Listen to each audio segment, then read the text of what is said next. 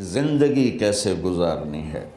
میرے نبی کی زندگی کا دوسرا رخ کہ بطور انسان زندگی کیسے گزارنی ہے، مرد عورت ہے زندگی کیسے گزارنی ہے۔ پہلا رشتہ جو قائم ہوا دنیا میں وہ ہے خامد اور بیوی، حضرت آدم اور حوا کا نکاح ہوا۔ اللہ تعالیٰ نے عورت کو کمزور بنایا تو پہلے دن سے اس کو عزت اور احترام دیا تاکہ ساری زندگی اس کمزوری سے ناجائز فائدہ نہ اٹھایا جائے بلکہ اس کو عزت دی جائے۔ کہ آدم علیہ السلام کے لیے مٹی اکٹھی کی، پانی ڈالا، گوندھا اور ایک اسٹیچو بنایا اور ڈال دیا۔ جب وہ خشک ہوا اس میں روح ڈالی اور پھر وہ ننگے بدن تھے، پھر ان کو جنت کے کپڑے پہنائے اور جنت میں ڈال دیا۔ اس کائنات کا حسن بھی عورت سے ہے اور جنت کا حسن بھی عورت سے ہے۔ حضرت آدم علیہ السلام جنت میں، لیکن بابے جی دا دل ہی نہیں لگتا، کلے کلے ہی ٹرے پھر دیں۔ اب اللہ نے عورت کو بنانے کا ارادہ کیا تو اللہ ایک ڈھیر مٹی کا اکٹھا کر کے عورت کے لیے بھی بنا دیتا اور اس کا اسٹیچو بنا دیتا اور اس کو خشک ہونے دیتا، پھر اس میں روح ڈالتا، پھر اس کو کپڑے پہناتا۔ آپ حیران ہوں گے سبحان اللہ، اللہ نے ایسا نہیں کیا۔ آدم علیہ السلام سوئے، آنکھ کھلی تو دیکھا ایک خوبصورت حسین عورت۔ یہ بات اکثر لوگوں کو معلوم ہوگی کہ یوسف علیہ السلام دنیا کے حسین ترین انسان تھے، اور یہ بات شاید کسی کو معلوم نہیں ہوگی کہ دنیا کی سب سے حسین خوبصورت عورت حضرت حوا ہے۔ حوا جن پر بڑھاپا آیا ہی نہیں، 1000 سال کے قریب زندگی گزاری، بڑھاپا نہیں آیا۔ حضرت آدم اور حوا قریب قریب عمر تھی۔ حضرت آدم کی عمر تو کتابوں میں مل جاتی ہے 1000 برس، لیکن حضرت حوا کی عمر کتنی تھی یہ کہیں پڑھنے کو ملا نہیں، اس لیے میں اندازہ کرتا ہوں کہ قریب قریب ہوگی۔ بڑھاپا نہیں آیا، بیماری نہیں آئی، اور حضرت حوا کو مینسز بھی نہیں آتے تھے۔ یہ عجیب بات آپ کو بتاؤں، اللہ نے اتنا جنت کا ان کے اندر نمونہ رکھا۔ تو جب حضرت آدم کی آنکھ کھلی تو دیکھا ایک حسن کا پیکر، انہوں تو جنت ہی بھول گئی۔ کہنے لگے یا اللہ ہن دل ٹھریا جا یا اللہ کون ہے؟ کہ تیری بیگم۔ کہ واہ جی واہ، موجاں ہی موجاں۔ تو اللہ تعالیٰ نے نکاح پڑھایا۔ سبحان اللہ، اپنے نبی کی شان دوبارہ سنو۔ تو اللہ نے کہا آدم اپنی بیگم کا مہر ادا کرو۔ تو وہ پوچھنے لگے کیا مہر ہے؟ دیکھو ایک بات سنو، مہر کسی کی بیٹی کی قیمت نہیں ہوتی۔ $1 ہو یا $1 ٹریلین ہو، بیٹی کی کوئی قیمت نہیں ہوتی۔ یہ ایک نشان ہے کہ اس بچی پر اب یہ جو خامند ہے وہ موت تک خرچہ اس کے ذمہ ہے، بیوی کے ذمہ خرچہ نہیں ہے۔ خامند کما کے لائے گا اور اپنی بیگم کو کھلائے گا، اور بیوی گھر کی ذمہ داری نبھائے گی۔ تو خیر وہ الگ بات چلی جائے گی۔ اللہ تعالیٰ نے کہا کہ مہر ادا کرو۔ کہا جی کیا مہر ہے؟ تو میرے اللہ نے کہا تیری نسل میں میرا آخری نبی آئے گا، اس پہ ایک دفعہ درود پڑھ دے، یہ مہر ہے۔ اچھا، شروع دن سے ہے کہ میں نے قبول کیا۔ قبول کیا کا مطلب ہے کہ میں اس لڑکی کو قبول کر رہا ہوں، اس کی کمیوں کے ساتھ بھی خوبیوں کے ساتھ بھی۔ اور جب لڑکی کہتی ہے سائن کرنا قبول کیا ہے، یا زبان سے کہے قبول کیا ہے، تو یہ اس بات کی گارنٹی ہے کہ میں نے اپنے اس لڑکے کو خامند ہونے کے طور پہ قبول کیا، اس کی کمیوں کے ساتھ بھی، اس کی خوبیوں کے ساتھ بھی۔ اور جو ہی شادی ہو کر ڈولی سسرال کے گھر جاتی ہے تو ٹیسٹ شروع ہو جاتا ہے، کی کر دیے، باندھی کے میں، اٹھیندی کے میں، بول دی کے میں۔ اور اس میں بہت زیادہ نیگیٹو کردار ہے سسرال کا، کئی لڑکیوں کا، کیونکہ ہم نے اپنے نبی کی زندگی نہیں قبول کیا۔ یہ واجب ہے کہنا قبول کیا، کہ جس میں پیغام ہے کہ اب میں اس کی میں کوئی کمی ہے وہ بھی قبول کروں گی، کوئی خوبی ہے تو سر ماتھے پر، اور لڑکا کہتا ہے کہ میں اسے قبول کرتا ہوں، اس کی خوبیوں کے ساتھ بھی کمیوں کے ساتھ بھی۔ یہ بات یاد رکھنا، پرفیکشن کبھی تلاش نہ کرنا، پرفیکشن کبھی تلاش نہ کرنا۔ اللہ نے 100 نمبر نہیں مانگے، 51، ایک نمبر اوپر ہو گیا۔ گناہ تمہارے 50 ہیں اور نیکی تمہاری 51 ہے، تو اس ایک پر ہم تمہیں جنت میں ڈال دیں۔ اب کوئی خامد اپنی بیوی میں پرفیکشن دیکھنا چاہے، بیوی اپنے خامد میں پرفیکشن دیکھنا چاہے، ساس سسر اپنی بہو میں، ساس سسر اپنے داماد میں، بھائی اپنے بھائی میں، ماں باپ اپنی اولاد میں، اولاد اپنے ماں باپ میں، جہاں یہ نظر ہوگی تو وہاں لڑائی ہوگی۔ کمیوں کے ساتھ قبول کرو۔ قبول کا لفظ اتنا واجب ہے،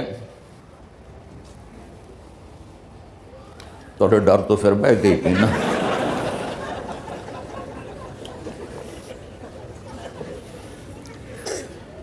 قبول کا لفظ اتنا ضروری ہے کہ اس کے بغیر نکاح ہی نہیں ہوتا۔ میں یہ کئی جگہ لطیفہ سنا چکا ہوں، اور واقعی قصہ بھی ہے، ایسے لطیفہ نہیں ہے۔ میرے دوست ہیں، ذمہ دار ہیں اچھے، تو ان کے گاؤں کا ایک بچہ چھوٹی عمر میں بسوں پہ جا کے نا وہ جاب پہ لگ گیا۔ تو اس کا کام ہوتا ہے بس کو صاف کرنا، ڈرائیور کو چائے پلانا، اور جہاں کہیں رش ہو تو اس کو ڈائریکشن دینا، استاد جی کٹ لو، استاد جی آن دیو، استاد جی جان دیو۔ تو یہ اس کا محاورہ بن جاتا ہے۔ اب اس کا نکاح ہوا تو مولانا صاحب نے کہا بھائی عبد الرحمن، میں فرضی نام لے رہا ہوں، نام مجھے اس کا یاد نہیں، عبد الرحمن زینب بنت اسلم نو تیرے نکاح دیتا 500 مہر تو قبول کیتا؟ تھوڑی دیر سوچ کے کہندا جی آن دیو۔ اس نے ساری زندگی آن دیو ہی سیکھا تھا، تو اس کے بھائی نے اس کو کوئی نہیں ماری، تو کہنے لگا جی جان دیو۔ مولانا صاحب نے کہا آن دیو جان دیو نال کم نہیں بننا، تو آگا میں قبول کیتا۔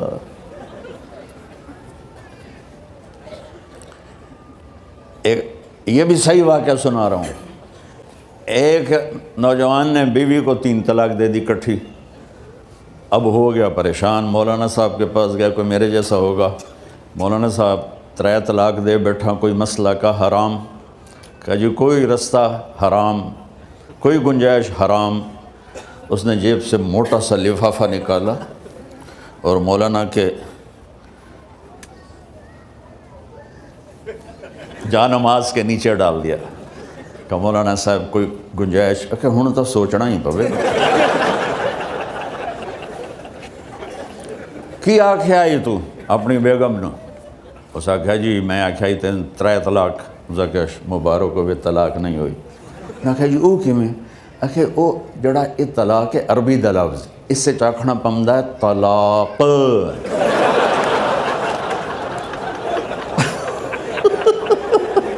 یہ آپ کو صحیح واقعہ سنا رہا ہوں۔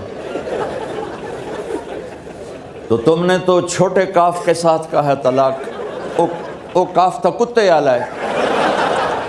موجاں کر ایک لفافہ ہو رہا ہے تو چاہے ساری زندگی دا حلال کر دے۔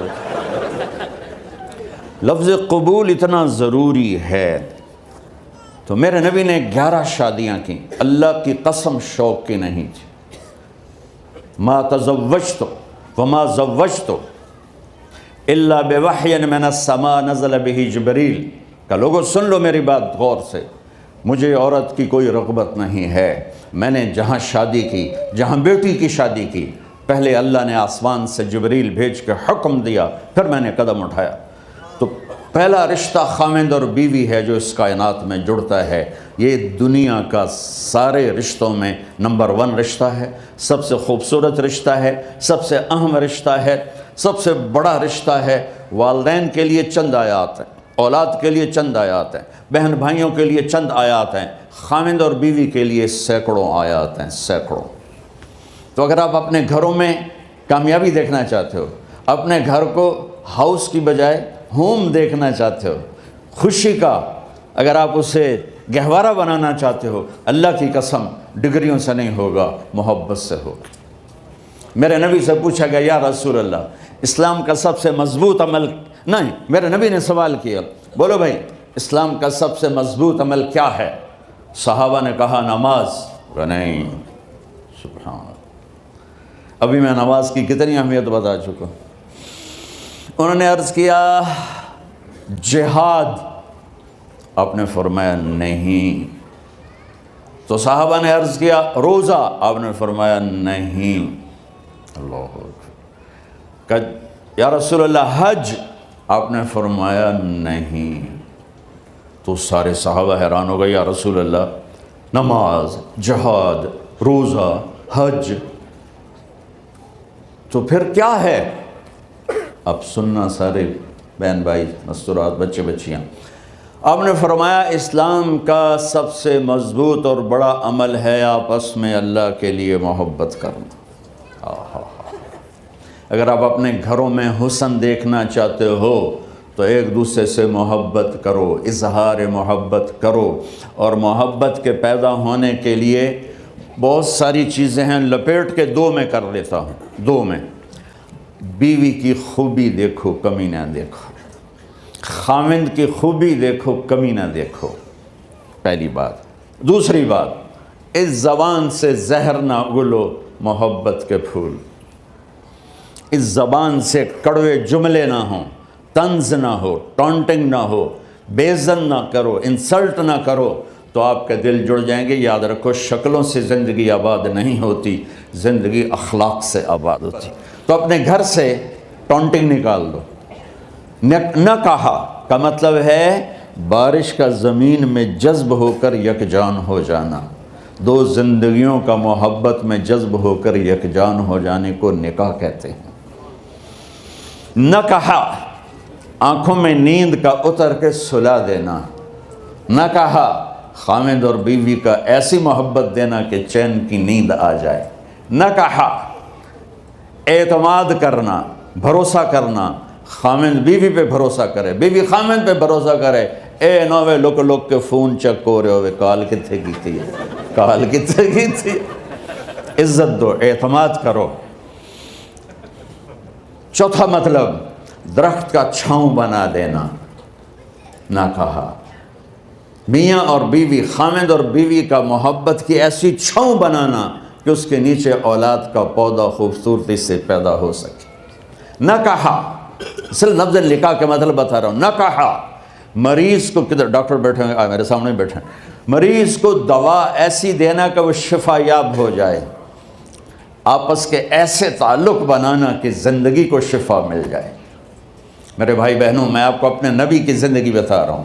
میرے نبی نے 11 شادیاں کی، اللہ ذوالجلال کی قسم، صرف ہمیں زندگی سکھانے کے لیے کہ گھر کی زندگی کیسے ہوتی ہے اور اولاد کو کیسے پالا جاتا ہے۔ اب لوگ کیا مجبوریاں ہیں کہ عورت بھی جاب کرتی ہے، مرد بھی جاب کرتا ہے۔ عورت کی سب سے بڑی جاب اپنی نسل کو پالنا ہوتا ہے۔ جب یہاں ٹائم نہیں ملتا بچے کو، نہ ماں سے ملتا ہے نہ باپ سے ملتا ہے، تو پھر وہ جنگل کا پودا بن جاتا ہے۔ یہ تو وینکوور ہے، فیصل آباد کی بات سناتا ہوں۔ میرے بچے جس اسکول میں پڑھتے تھے ان کے پرنسپل سے میری دوستی تھی، میں ملنے گیا ایک دن، تو کہنے لگے جی عجب واقعہ ہوا ہے کہ یہاں 2 بچے پڑھتے ہیں، ان کی ماں بھی ڈاکٹر ہے اور باپ بھی ڈاکٹر ہے، تو وہ دونوں آئے ہیں میرے پاس کہ ہمارے بچوں نے 3 دن ہو گئے ہیں گھر میں کھانا نہیں کھایا، تو ہم پریشان ہیں، ہمیں بتاتے نہیں، کائنڈلی آپ پوچھ کے بتائیں کہ وہ کھانا کیوں نہیں کھا رہے۔ ایک باری کر کے بھی کھا دو۔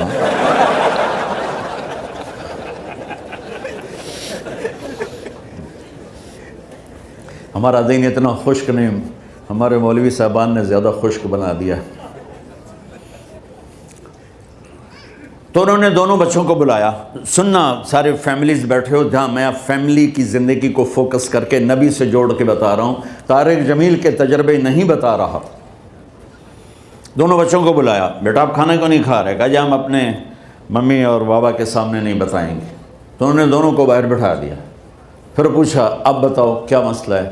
ان کا سر ہم صبح جب ناشتہ کرتے ہیں تو ہمارے ممی ڈیڈی سو رہے ہوتے ہیں، ہماری ان سے ملاقات نہیں ہوتی۔ جب ہم اسکول سے واپس آتے ہیں تو ممی ڈیڈی اپنے میڈیکل کالج میں ہوتے ہیں، ہاسپٹل میں ہوتے ہیں، تو ہمیں ان کو دیکھنے کا موقع نہیں ملتا۔ شام کو جب ہم کھانا کھاتے ہیں تو یہ دونوں اپنے پرائیویٹ کلینک میں ہوتے ہیں تو ہم ان کو دیکھ نہیں پاتے، پورا ہفتہ گزر جاتا ہے، ہمیں ماں باپ کی شکل نظر نہیں آتی۔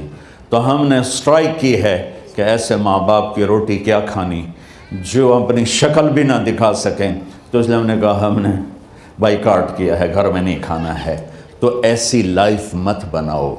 یہاں ایک بہت بڑا چکر شیطان دیتا ہے، بڑی گاڑی لے لو، $100 کی قسط تو ہے، اور بڑا گھر لے لو، $200 یا $100 کی قسط تو ہے، پھر میاں بھی کام کرے، بیوی بھی کام کرے، جو کہ بڑا گھر باقی رہے، تو خوشیاں تو مٹ گئیں۔ جو ڈبل جاب کرے گا، پھر ڈبل جاب کرتے ہیں، ڈبل جاب کرنے والا بیچارہ تھکا ہوا ذہن لے کے آتا ہے، وہ کیسے ٹائم دے گا اپنے بچوں کو خوشی کے ساتھ؟ جو ماں جاب کر کے آئے گی، پھر کھانا پکائے گی، وہ جب اتنی تھک جائے گی تو اپنے بچوں کو کھلا ٹائم کیسے دے سکے گی؟ پوری کائنات کی ذمہ داری تھی میرے نبی کے سر پر، اور آپ اس کے باوجود روزانہ حسن حسین کے لیے وقت نکالتے تھے، اور انہوں کو آ کر کوئی لیکچر نہیں۔ دیکھو ماں باپ سے ایک بات کرتا ہوں، لیکچر تھوڑا دو، محبت زیادہ کرو، یہ نہ کرو، یہ کیوں کیا، یہ کرو، یہ کرو، یہ چھوڑ کر صرف سینے سے لگاؤ،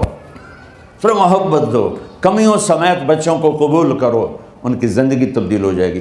اتنے بڑے نبی، اتنی بڑی ذمہ داری، اور اتنا درد سینے میں کہ آپ کے سینے سے ایسے ابلنے کی آواز آتی تھی جیسے ہانڈی ابلتی ہے، اس کے باوجود آپ روزانہ کہتے ہیں این اللقا، میرے شرارتی بچے کدھر ہیں؟ تو وہ بھاگے بھاگے آتے، دیکھو میں فزیکل کر کے بتاؤں گا تاکہ آپ کو پتہ چلے زندگی کیسے گزاری، کہ میرے شرارتی بچے کدھر ہیں؟ 7 بر اعظم کی ذمہ داری ہے، وہ تھوڑی چھوٹیاں جابن، تو تسی کہتے ہو بزی بڑے ہیں، میرے نبی پہ 7 بر اعظم کے انسانوں کی ذمہ داری ہے، اور آخری آنے والے انسان تک کی ذمہ داری ہے۔ اس سے بڑی جاب کس کی ہوگی کائنات میں؟ اور پھر آپ روزانہ آتے ہیں این اللقا، میرے شرارتی بچے کدھر ہیں؟ تو حسن حسین بھاگے بھاگے آتے، آپ ان کے لیے یوں ہو جاتے تھے، آؤ بھائی میری کمر پہ چڑھ جاؤ۔ اپنے نبی کی عظمت کو جانو کہ انہوں نے زندگی کیسے سکھائی۔ چاند کے 2 ٹکڑے کر دینا کوئی معمولی بات ہے، آسمان چیر کے چلے جانا معمولی بات ہے، ایک زندگی سکھا کے جانا سب سے بڑی بات ہے۔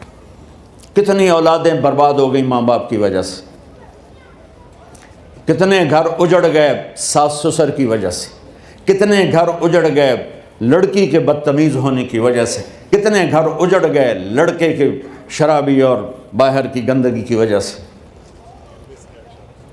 زندگی سیکھو۔ یہ اتنے بڑے نبی ہو کر آپ یوں ہو رہے ہیں جیسے میں نے آپ کو کر کے دکھایا، دونوں کو اوپر بٹھا لیتے اور کمر میں چکر لگاتے تھے، پھر یوں کر کے پوچھتے تمہارا اونٹ کیسا ہے؟ سبحان اللہ۔ پھر دونوں کو اتار دیتے اور اپنی نواسی زینب، جن کو حضرت علی کی وراثت ملی، کس کی؟ علم کی، فصاحت اور بلاغت کی، ان کو کمر پہ بیٹھا لیتے اور اکیلی زینب کو پورے گھر میں چکر لگواتے تھے۔ اور بھی دکھ ہیں زمانے میں محبت کے سوا، راحتیں اور بھی ہیں وصل کی راحت کے سوا، کیا صرف کمانا ہی کام ہے؟ ادھار کی زندگی سے بچو، خوش و خرم رہو، اس کو قسط دینی ہے، یہ قسط دینی ہے، یہ قسط دینی ہے، یہ دینی ہے، سر میں درد نہیں ہوگا تو اور کیا ہوگا؟ تو آپ اتنے بڑے عظیم ہو کر وقت نکال رہے ہیں۔ اور حضرت ابو ہریرہ فرماتے ہیں میری آنکھوں نے دیکھنا سارے کہ آپ نے کبھی حسن کبھی حسین، یہاں جیسے مائیں کرتی ہیں ادھر کھڑا کیا ہوا ہے اور جھولا جھلا رہے ہیں ایسے، اور ان کے دونوں ہاتھ پکڑ کر کہہ رہے ہیں آ جاؤ اوپر، آ جاؤ اوپر، آ جاؤ، آگے پہاڑی ہے، اوپر آ جاؤ، آگے پہاڑی ہے۔ تو ایسے ایسے آتے اور اوپر آؤ، وہ یہاں جاتے، آگے آؤ، وہ یہاں آ جاتے، آگے آؤ، وہ یہاں آ جاتے، تو پھر آپ یوں ہو جاتے، آگے آؤ، تو چڑھتے چڑھتے یہاں آ جاتے، یہاں وہ یہاں آ جاتے، تو آپ ان کے ہاتھ فکس کر کے آگے بڑھ کر ان کے ہونٹوں کا بوسہ لیتے اور کہتے یا اللہ میں ان سے پیار کرتا ہوں، تو بھی ان سے پیار فرما۔ بھائیو اللہ کی قسم، پیسے سونے چاندی سے زندگی میں خوبصورتی نہیں آتی، نبی کی غلامی سے زندگی میں خوبصورتی آتی ہے۔ اتنے بڑے نبی ہیں اور حضرت عائشہ سے کہہ رہے ہیں دوڑ لگائیں۔ یہاں کسی مولانا سے پوچھو اپنی بیوی سے کبھی کہا اس نے کہ دوڑ لگائیں؟ الٹا سوٹا لے آتے کھلو جائے گا۔ عائشہ دوڑ لگائیں؟ اور واپسی کہاں سے ہو رہی ہے؟ دوڑ کہاں لگ رہی؟ جہاد کے سفر سے واپسی ہو رہی ہے۔ اور آپ نے اپنے صحابہ سے کہا سب آگے چلے جاؤ۔ جب سارے آگے چلے گئے اور کوئی نظر نہیں آ رہا تو ہم نے کہا عائشہ آؤ دوڑ لگائیں۔ تو حضرت عائشہ کہتی ہم نے دوڑ لگائی تو میں آگے نکل گئی، اللہ کے نبی پیچھے رہ گئے۔ کچھ سال گزرے تو پھر ہم سفر سے واپس آ رہے تھے تو آپ نے صحابہ سے فرمایا سب آگے چلے جاؤ، چلے گئے۔ آپ نے کہا عائشہ دوڑ لگائیں؟ یہ لگائیں۔ کون دنوں میں ذرا موٹی ہو گئی تھی تو پھر اللہ کے نبی آگے نکل گئے، میں پیچھے رہ گئی۔ تو آپ نے کہا عائشہ ہاذہ بتلک، آج تو اور میں برابر